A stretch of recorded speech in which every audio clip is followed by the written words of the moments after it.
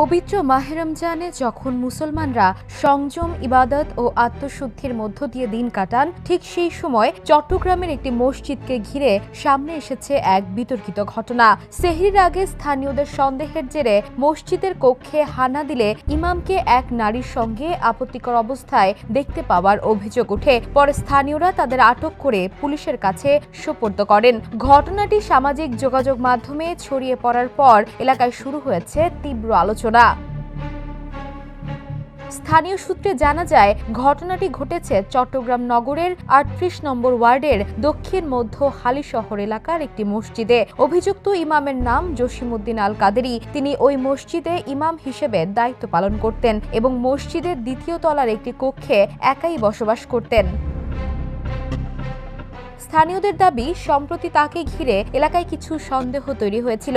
এরই ধারাবাহিকতায় গত সোমবার দিবাগত রাতে সেহরির আগ মুহূর্তে কয়েকজন এলাকাবাসী মসজিদের দোতলায় তার থাকার কক্ষে যান। সেখানে গিয়ে তারা ইমামকে এক নারীর সঙ্গে আপত্তিকর অবস্থায় দেখতে পান বলে অভিযোগ করা হয়।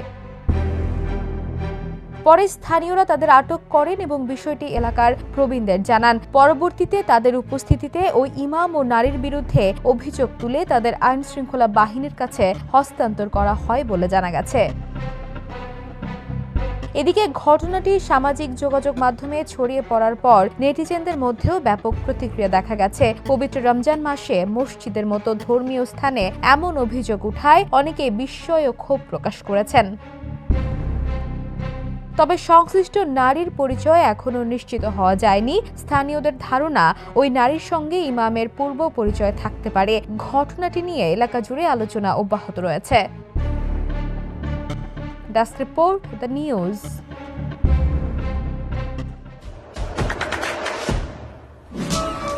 দেশে দেশে সবার সাথে, দ্য নিউজ।